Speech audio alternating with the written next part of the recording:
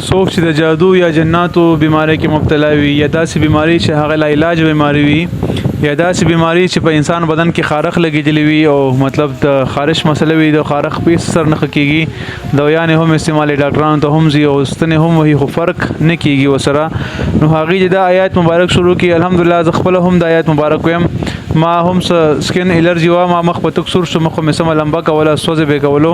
او مخ مې سور ورسره نو دا آیات مبارک چې کله ما شروع کړی الحمدلله کافي حده پورې د ما فرق شوی مطلب دا چې بسلو کې مې 10% یا 5% پاتې وي بالکل ټیک ټاک شوی ما کمې ګولې کم څه نه ما خوړ هغې نه هم الله تعالی شفا نجات راکړی دی نو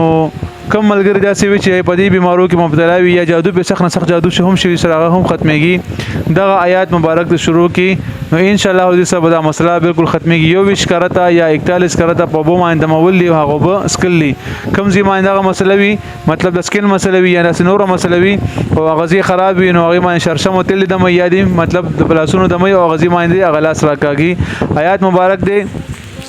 وأيوب إذ نادى ربه أني مسني الضر وأنت أرحم الراحمين وأيوب إذ نادى ربه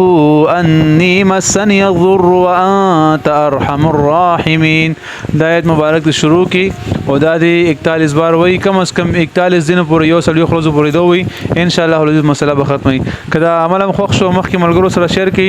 الله تعالی ټول مؤمنان مسلمان ته شفای کامله اجله مستقیمه دایمه ور نصیب کی او بعضی کسان زموږ نمبر غواړي زموږ نمبر یوټیوب چینل کې شته مفتی فیصل 034 تاسو هغه نمبر غسې شي چا هم سم مسلې مختصر وایس کوي جواب هر ملګری ته ملاويږي اگر کله کله جواب لیټ شي خو لږ شان صبر کوي ځکه چې میسجونه ډیر زیات راځي هر کس جواب ورکول هر کس ځان رسول هم ګران کار دی خو بهرحال الله تعالی موږ تاسو مشکل آسان کړي الله تعالی موږ تاسو باندې خپل پردې واچي